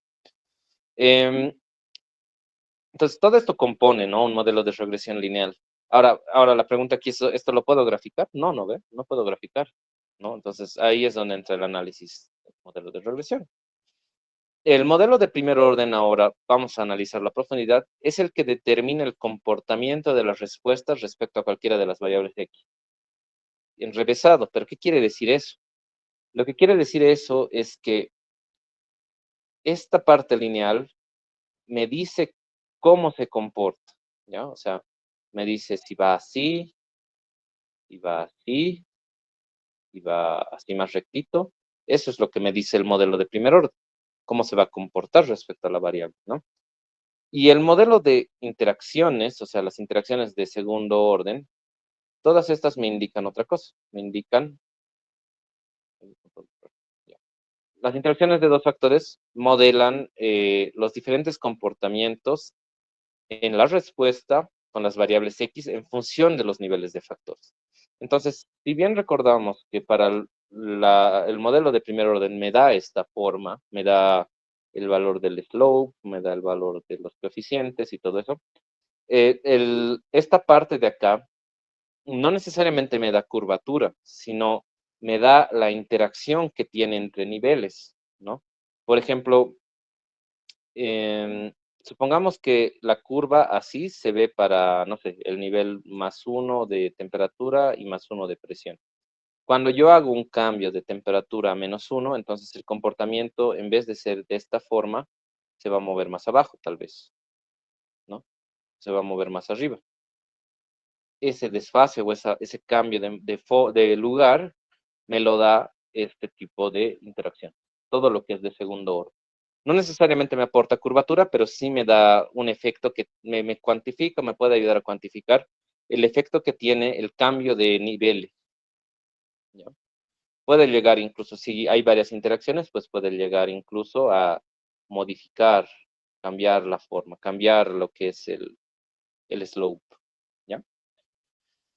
Bueno, entonces, ¿cómo podemos asegurarnos de que el comportamiento de las respuestas y las variables de regresión son lineales, ¿no? Aquí el asunto es, ¿cómo puedo saber si realmente es lineal lo que estoy estudiando? Por ahí no es, ¿no? Entonces, ahí entra en juego lo que es los puntos centrales. Ya como tal, los vamos a abordar dentro de la temática del curso. Para asegurarnos de que el modelo lineal es, como les había dicho, en este caso tenemos estos datos experimentales y los une esta línea de tendencia. Em, entonces, al hacer puntos centrales puede suceder eso, ¿verdad? Pero eso necesariamente significa que hay curvatura. ¿Significa que hay curvatura? Puede que sí, ¿no? Puede que sí. Pero lo que en realidad pasa con los puntos centrales es que nos ayuda a determinar el comportamiento de lo que es la tendencia general para saber si es realmente o no lineal, ¿ya? Ah, ahorita, por ejemplo, el modelo era lineal hasta el punto central, entonces me indica que algo ha pasado, ¿no ve? Ha sucedido algo acá. Entonces, eh, el punto central no va a cambiar la pendiente de la línea de regresión, o sea, no va a cambiarle la forma ni nada, sino que va a ser en un análisis de regresión lineal, o sea, ahorita estamos en la parte de regresiones, ¿ya? En otras situaciones, en una superficie de respuesta, si esto pasa, sí se aproxima, pero con una ecuación de segundo grado, donde sí hay curvatura. Pero ahorita estamos en el modelo de linealidad, ¿ya? Entonces, lo que va a hacer no es añadirle curvatura, sino va a hacer que cambie el punto de intercepto. ¿Eso qué quiere decir? Que voy a levantar la línea de tendencia para que se intercepte en otro lugar y pase más cerca de los tres sets experimentales. Corrige mi linealidad. Eso es básicamente lo que hace una, un punto central dentro de un diseño 2 a la cara, ¿ya? Me da ese desfase. Obviamente, si yo hago la regresión con otro modelo de ajuste cuadrático, pues me va a dar una curva cuadrática, ¿no? Ahora, la idea de la adición de los puntos centrales es para comprobar cuán lineal es el modelo, ¿ya? Esto se hace mediante la repartición del error en dos componentes, ¿ya? Tenemos la sumatoria de cuadrados de los residuos, esto. Tenemos la sumatoria de cuadrados del error puro y la sumatoria de cuadrados de la falta de ajuste. Está con esos títulos porque PE es de pure error, LOF es de lack of fit, ¿ya? Entonces, SR se refiere a los residuos. Este en realidad se proviene de lo que es la diferencia de cada medición respecto a los puntos experimentales predichos, ¿no? Como les había dicho, los residuos son simplemente mi Y del modelo mediante cada Y de experimental, ¿no? La resta que tienen todos. Esos son los residuos, la sumatoria de sus cuadrados. Esto, ¿cómo se vería en ecuación? Sería esto, ¿no? Sumatoria de cuadrados de Y, digamos, ¿cómo sería? Modelo menos Y experimental sub I al cuadrado, dividido entre el número de tratamientos, ¿no? Entonces, eso es la sumatoria de cuadrados, ¿ya? Entonces, ¿qué significa esto, no? Lo que quiere decir es que el error ya no lo voy a atribuir solo al error puro, ¿no? No voy a atribuirlo solo a eso, sino también me voy a enfocar en lo que es la falta de ajuste del modelo, ¿ya? Si el modelo no está ajustado correctamente, o sea, digamos, si estuviera así, no está ajustado correctamente, por tanto, hay una fuente más de error, que es la falta de ajuste. Entonces, lo que se busca es minimizar esa falta de ajuste. Ahora, hablando del error, refiere al error que existe entre tratamientos, ¿no? O sea, la diferencia que existe acá. Entonces, aquí es, por ejemplo, el SPE va a ser igual a la diferencia que existe de los tratamientos, ¿no? La Y media menos Y sub I, al cuadrado, sumatoria, ¿no? La sumatoria que existe dentro de cada uno de los tratamientos. Eso nos da el error puro. Eh, ya, esto es lo. Ahora, el error producido por la falta de ajuste, ¿a qué se refiere? Se refiere a la diferencia entre las medias, el promedio de cada tratamiento y el valor predicho. Eso es lo que se refiere, ¿ya? Entonces, se hace la prueba de falta de ajuste se trata de esta forma. Se hace un test F, ¿ya? Esto ya lo hemos visto, en el que se calcula lo que es la diferencia de, digamos, la sumatoria de cuadrados de la falta de ajuste respecto del error, del error puro, ¿no? MP, bueno, aquí tenemos N es el número de observaciones, o sea, cuántos experimentos se han hecho, ¿ya? M es el número de tratamientos, esto es cuántos niveles de tratamientos hay, ¿no? En este caso del 2 a la K, pues será igual a 2 tratamientos. Y P es el número de parámetros en el modelo de regresión. ¿Esto qué quiere decir? Eh, ¿Qué parámetros? ¿Cuáles son los parámetros? A ver, vamos a tomar ese examen. Ya. ¿Cuáles son los parámetros aquí? ¿Son las X? ¿Seguros? No. Los parámetros son los coeficientes. Eso es lo que les decía. En una regresión, los parámetros se trata solo de los coeficientes, nada que ver las variables, porque las variables de una regresión son precisamente los coeficientes, ¿ya? Eso se puede explorar más a fondo cuando lo vemos de forma matricial, ¿no? Hemos despejado beta sub 0 o los valores de beta de esa matriz. Entonces, estábamos aquí, ya. Entonces, básicamente lo que estamos haciendo acá es comparar lo que son los errores producidos o la varianza producida, tanto por la falta de ajuste con la varianza producida por el error puro. O sea, estamos comparando ¿qué? Estamos comparando este error, el error entre los tratamientos, respecto del error que tiene la media con el modelo experimental, el modelo estadístico, ¿no? Entonces, bueno, eso es el valor de F. Entonces, ¿cuál sería la hipótesis acá, no? En una prueba de falta de ajuste hay dos posibilidades.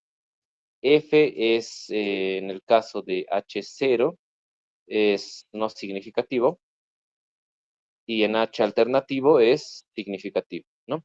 ¿Eso qué quiere decir? Que el F0 tiene que ser mayor a un F crítico para ser significativo. Entonces, nuestro valor de F0 debería ser pequeñito.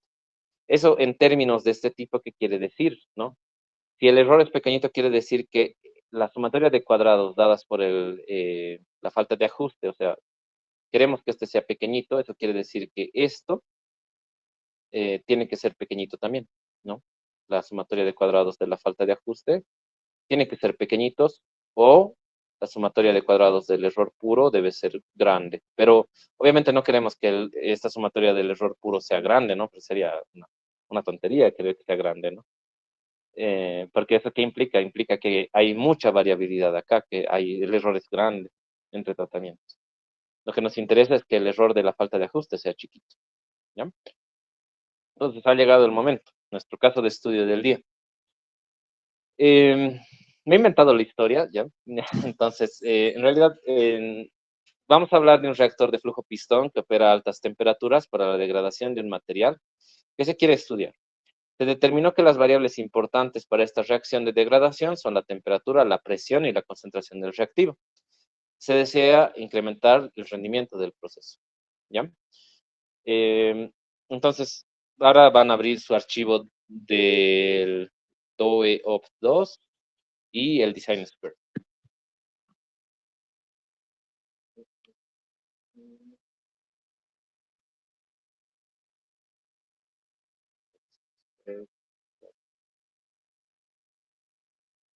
Ya. Entonces, nuestro archivo nuevamente lo vamos a convertir. Listo. Tengo una réplica, ¿ya? Vamos a ver si es necesario ahondar como hemos hecho ayer. Tenemos puntos centrales en este caso, ¿no? Si se dan cuenta, ¿ya? Entonces, vamos a hacer el diseño. Vamos a New Design. El diseño es un diseño 2 a la 3. Tiene una sola réplica y tiene... ¿Cuántos puntos centrales creen que tiene? 4, ¿no ve? O 1. 4, ¿no ve? Ya. Entonces, tiene 4 puntos centrales. Nos vamos a Next y vamos a introducir las variables, que son temperatura, presión y concentración. Temperatura está en grados centígrados. Su valor mínimo es 120 y 160. La presión está en atmósferas, espero, si no en P6. Ya está en P6. Ahí, P6. El mínimo es 40 y el máximo creo que es 80. Vamos a corroborar. Sí. Y tenemos el de la concentración, que está en gramos por litro, que el máximo es 30 y el mínimo es 15. Ah, no, sí, espera. 15, 20, 15 y 30.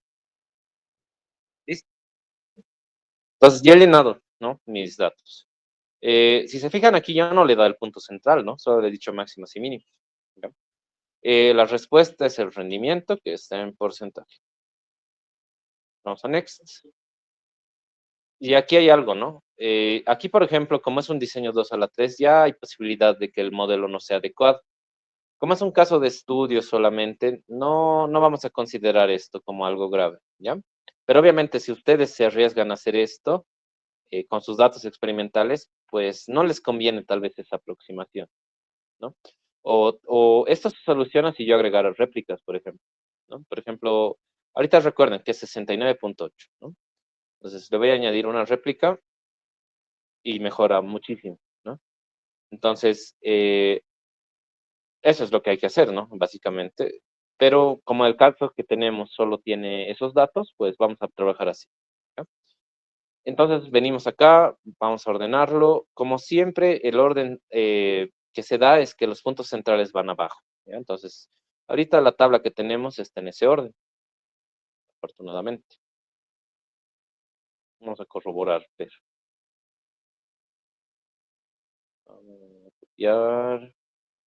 A ver, 120, 40, 15, 160, 40, 15, 120, 40, 30. Sí, está perfecto. Entonces, vamos a pegar y ya está. Listo. Entonces, aquí podemos ver que ya llenan los datos, ¿no? Me voy a ir a la evaluación, al análisis. Obviamente, el valor del ratio es pequeñito, entonces no pasa nada. Me voy a los efectos. Voy a seleccionar el valor de B, el valor de A. Y bueno, aquí sí hay error, ¿no? ¿De dónde creen que sale este error?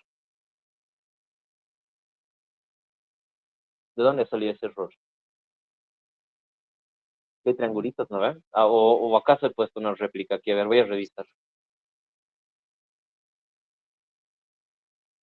¿De dónde salió ese error? Exactamente, de los puntos centrales. Esos triangulitos, esos estimados, provienen de los puntos centrales. Entonces, aparte de que los puntos centrales nos ayudan a evaluar si hay curvatura o si la linealidad es correcta, nos ayuda a evaluar o nos da un parámetro de evaluación de error interno.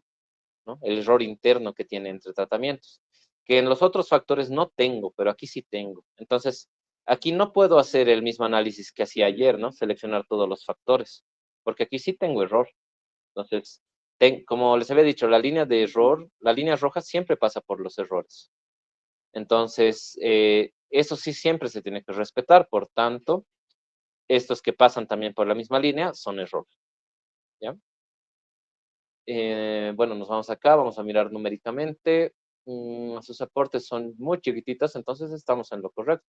¿Ya? Y aquí apareció un nuevo término, ¿no? Curvatura. ¿Ya? También el lack of fit. Entonces vamos a ANOVA. Y en el análisis ANOVA nos aparece dos cosas. Primero, está el análisis de curvatura, curvature check, ¿no? Donde podemos evaluar que, en nuestro caso, nos dice que tenemos puntos centrales con un diseño factorial. Entonces, nos indica, ¿no? Lo que ya habíamos hablado, que estos puntos se utilizan para evaluar si hay curvatura en los datos y si la curvatura es detectada, un modelo factorial puede no ser apropiado, ¿no? Eso ya es una cosa, ¿no? O sea, nos da noción de que sí hay o no curvatura. Ahora nos da resultados, nos dice el modelo, pues es significativo, por tanto el modelo es adecuado, ¿no? Es adecuado. La curvatura no es significativa, no supera el 0,05. Y la falta de ajuste tampoco supera el 0,05, ¿ya? Entonces, aquí hay una opción, ¿no? Como el término de curvatura no es significativo, puedo simplemente quitarlo del modelo. Ahorita está aquí, está incluido. ¿Y eso qué hace? Añade error al error puro. Lo voy a remover, ¿ya? Al removerlo, bueno, no sé si todavía no lo han removido. Ah, ya lo han removido. Ya. Bueno, lo que quería es que veamos si existe o no ese tema de, el tema de que afecta o no, ¿no? O sea, cuánto le afecta. Lo vamos a hacer de nuevo. Bueno, ni modo. Ya. Entonces, aquí tenemos ya el modelo como tal en análisis ANOVA. Vemos que los dos factores son bastante significativos. La falta de ajuste, como hemos visto, no era significativa. Entonces, ¿qué quiere decir que no sea significativa? Lo que habíamos visto acá, ¿no ve? Si no es significativa, eso quiere decir que el error que produce es mucho menor que el error producido por el error entre tratamientos, ¿no? Entonces el modelo es bastante adecuado, ¿no? La falta de ajuste nos dice que, em, pues, que la falta de ajuste que simplemente existe, o sea, el valor que tenemos que sería correspondiente a esto, o al mean square, es poco probable que se deba a la falta de ajuste, sino se debe más a lo que es el error entre tratamiento, al error puro, ¿ya? Tenemos los valores de R, los valores R que ya hemos hablado, y tenemos el modelo, ¿no? La ecuación codificada, ¿ya? Entonces, aquí podemos ver que, pues, el modelo es bastante bueno. Vamos a los diagnósticos y tenemos también el tema de los residuals y todo eso. Modelos gráficos. Cuando vemos esto en el Design Expert, los modelos gráficos, tenemos tanto los valores inferiores y superiores, ¿no? Pero también me aparecen estos puntos, que son los puntos centrales. Se analizan aparte, ¿ya? Entonces, ¿qué es lo ideal? Esto sí o sí debería estar cerca, ¿no ve? Dentro de lo que es esta línea. Si esto estuviera por encima, estaríamos en el caso anterior. Por tanto, el punto central ya no es punto central, sino sería un nivel más, ¿ya? Ahora vamos a volver al pasado. ¿Dónde hemos visto que eso sucedía? No, a ver si me acuerdo en qué diapositiva estaba. A ver. Todo por los inicios, cuando hemos hecho Noval. ¿Se acuerdan del análisis factorial completo? ¿Dónde está? ¿Dónde está? Mm, Vamos a revisar a ver si lo encuentro. Son los efectos. Miren, ya hemos hecho 218 diapositivas. Harto, ¿no? Aquí está. Aquí hemos visto qué pasaría, ¿no? Normalmente el punto central, digamos, en un caso, debería estar en la misma línea, o no muy alejado. ¿Ya? Esto no es el mismo caso, pero esto es lo que quería que viera. Si el punto central no estuviera en el lugar adecuado, como acá, por ejemplo, como pueden ver, no, para nada es una línea recta esto. Entonces hay dos cosas que podría hacer una línea recta aquí. Ya, vamos a hacerla así. Podría hacer una línea recta aquí, o podría analizar tres factores, como en el análisis de este tipo, análisis ANOVA completo, en el que el punto central ya no es un punto central, ya no es cero solamente, sino es otro nivel, ¿no? Entonces el diseño ya no es un 2 a la K, se convierte en un diseño 3 a la K. ¿Se entiende?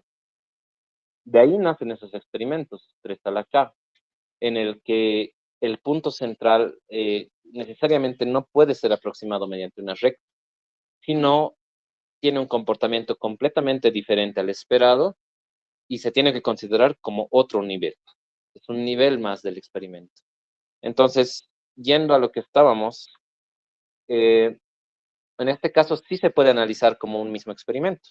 En el caso de que no fuera así, sería un diseño factorial completo o un 3 a la K, que tiene su otro análisis. No es lo mismo que un 2 a la K, ¿no ven? En el 3 a la K, ¿se acuerdan que no obtengo, por ejemplo, ecuación del modelo ni nada?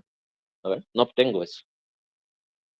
Entonces, aquí puedo ver las interacciones, ¿ya? Variando la concentración, por ejemplo, no varía casi nada, si se dan cuenta. Tengo los puntos centrales también. Eh, Me voy a la gráfica de contornos, ¿ya? La gráfica de contornos obviamente también es recta, y aquí está mi punto central, esto era lo que les decía, ¿no? Aquí está mi cuadradito, digamos, aquí estaría mi experimento máximo, menos menos, menos más y más menos, ¿no? Y mi punto central está aquí, en el cero, en el medio, ¿verdad? Entonces, vamos a mirar esto acá. Esto es lo interesante. El Design Expert nos deja ver esto y hacer esto, ¿no?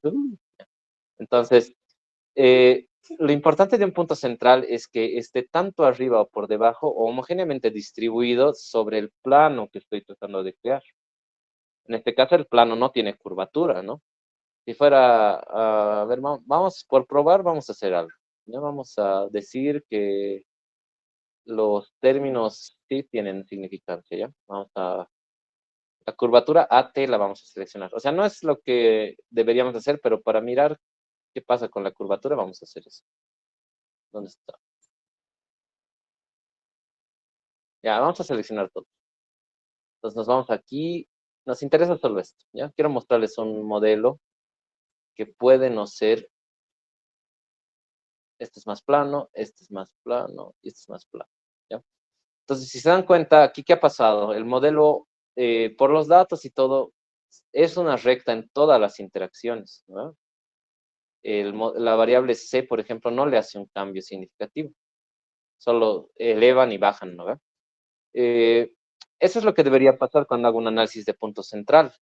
El punto central, en realidad, debería estar tanto arriba como abajo, pero solo corregir en el intercepto donde está. No debería añadirle la curvatura que esperaríamos en un diseño, digamos, de superficie de respuesta o en un diseño de tres factores, ¿ya? Entonces, volveremos al caso bien, ¿ya? Tenemos esto. Y aquí está. Listo, ANOVA, ya. Entonces, estábamos en este caso. Entonces, como pueden ver, acá los puntos centrales están tanto arriba como abajo, ¿no? ¿Eso qué quiere decir? No significa que hay curvatura. Si solo estuvieran por encima, significaría que puede haber curvatura. Tampoco no es seguro que hay curvatura, ¿no? Puede haber una pequeña curvatura, es probable, pero eso hay que verificarlo mediante otro análisis de superficie de respuesta. Simplemente el tema es que si el punto central le sale o arriba o muy abajo, quiere decir que el modelo 2 a la K no es el adecuado para analizar sus resultados.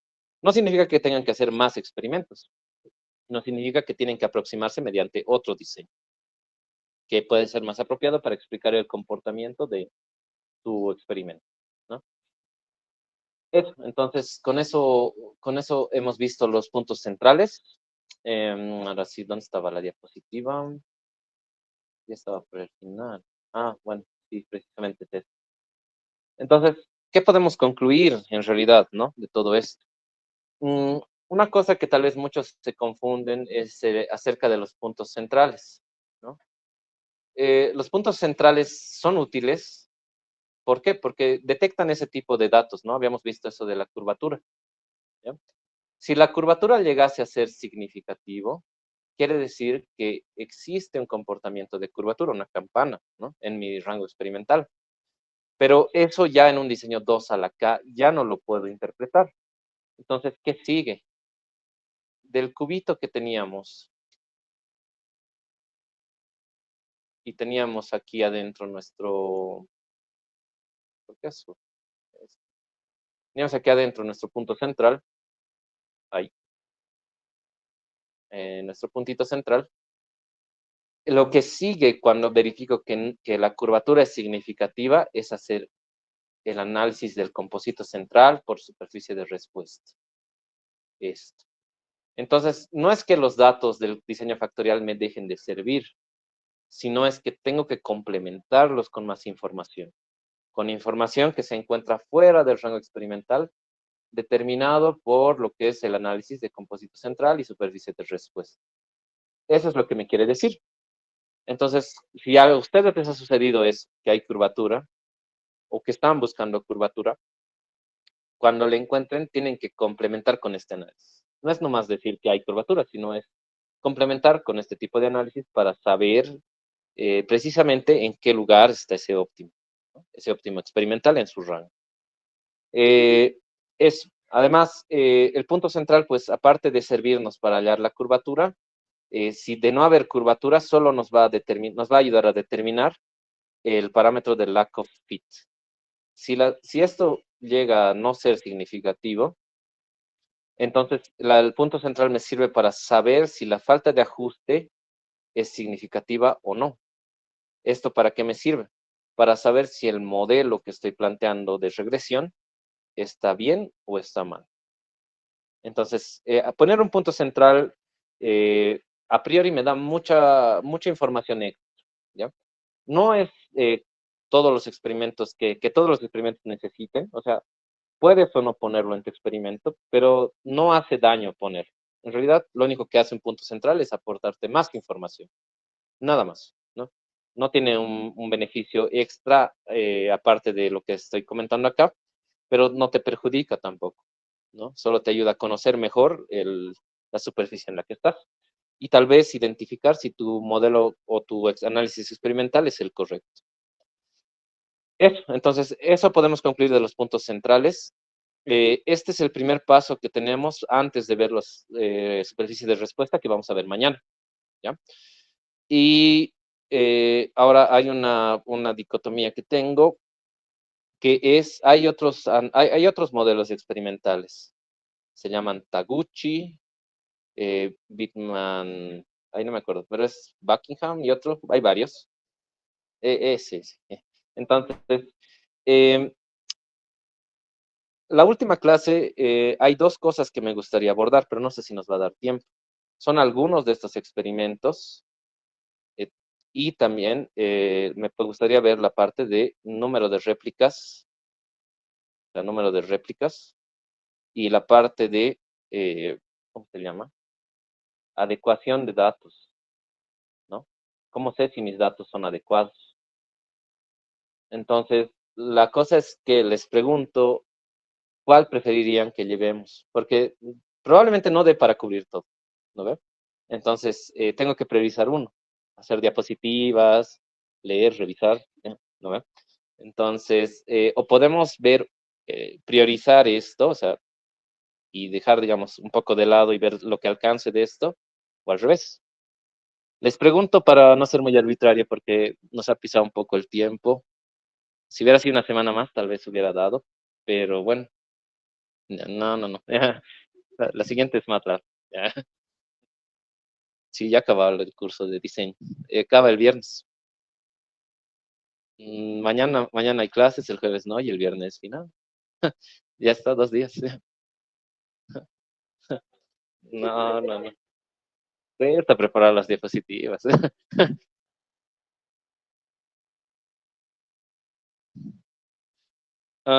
Bueno, en realidad los dos son súper útiles, ¿no? O sea, solo que, por ejemplo, no se puede mezclar, porque si vamos a hablar de otros diseños, hay que hablar de para qué sirven, tienen muchas cosas, ¿no?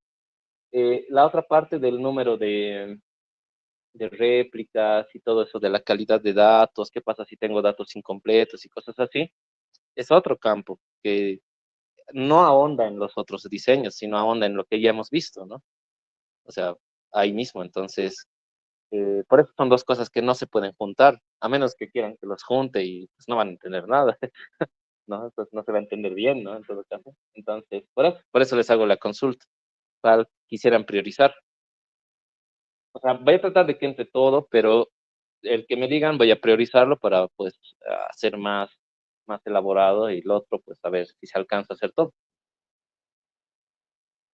Calidad de datos.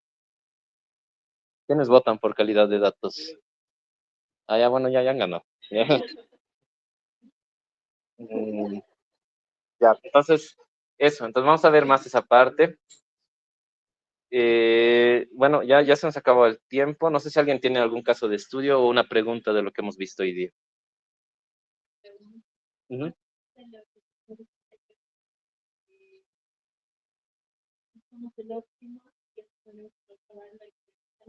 Exacto.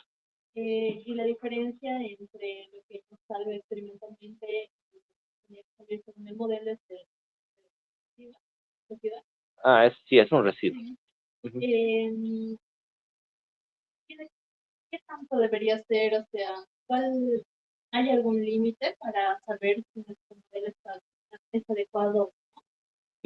Ya. Bueno, eso, hay mucha bibliografía que analiza el tipo de diferencia que tenía que haber. Tal vez no han escuchado. Bueno, en realidad lo que pregunta acá es, ayer hemos visto la parte de optimización con Design Expert, ¿no? Entonces, eso lo hemos hecho mediante lo que es la función de deseabilidad, ¿ya? Obviamente nos da unos parámetros, digamos, en el caso de estudio de hoy, nos daría parámetros de temperatura, presión y concentración para el valor óptimo de rendimiento, ¿no? De yield. Entonces, pues esto una vez uno lo obtiene, yo les había recomendado que esto hay que ponerlo en experimentación, hay que hacer la prueba, ¿no? Entonces, ¿qué voy a tener? Voy a tener una réplica, ¿no? Ni siquiera solo una, sería conveniente hacer unas 2 veces, ¿no?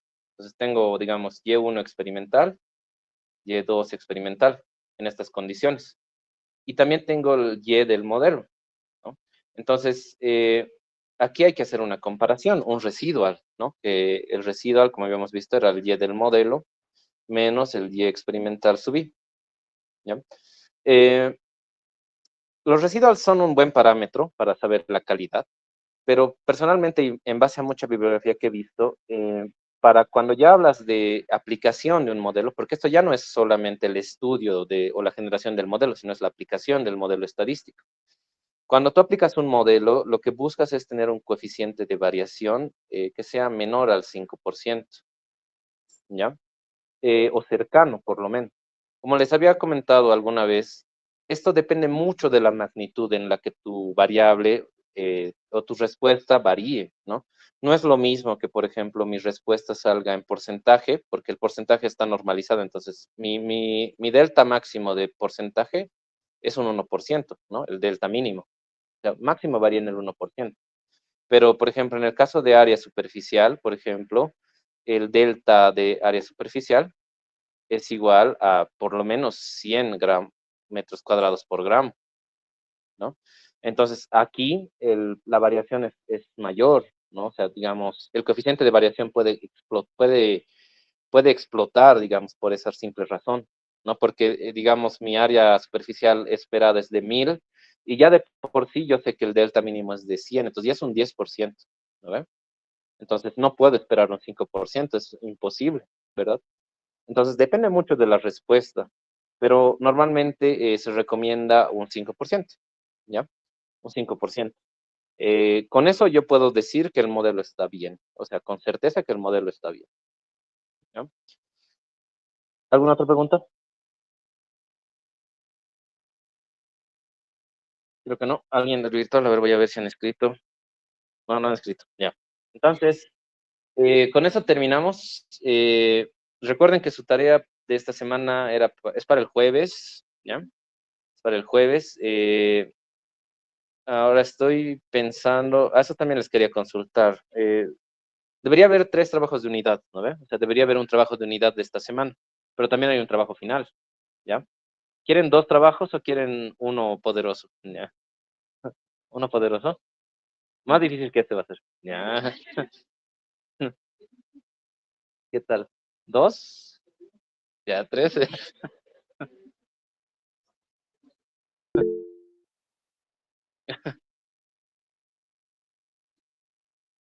Puede ser, o sea, si son 2 trabajos, respetamos el tema de que el último va a seguir valiendo 30 y el otro 70. Si los juntamos, pues con los proyectos, con los trabajos que ya han hecho, se va a calcular el 30% y con el último, pues el 70, ¿no? Eso sería la diferencia, ¿no? Pero, eh, ¿qué opinan? ¿Quién vota por 2 trabajos? Ya uno, ya los otros supongo que votan por lo opuesto, ¿no? Ya, un trabajo. ¿Quiénes votan por un super trabajo? No, no, tiene que ser súper. Ya. Ya. Entonces, ya. Entonces, va a ser un trabajo nomás. No va a haber trabajo de unidad 3, sino va a ser un trabajo conjunto que va a abordar todo lo que hemos llevado. ¿Ya? Han visto que con el segundo medio que ha abordado todo lo que habíamos llevado, ¿no? Pues puedo hacerlo con esto. ¿Ya? Entonces, eso. Listo, chicos. Entonces, mañana tenemos clase y eso. Entonces, hasta mañana. Gracias por su atención y eso. Hagan sus tareas.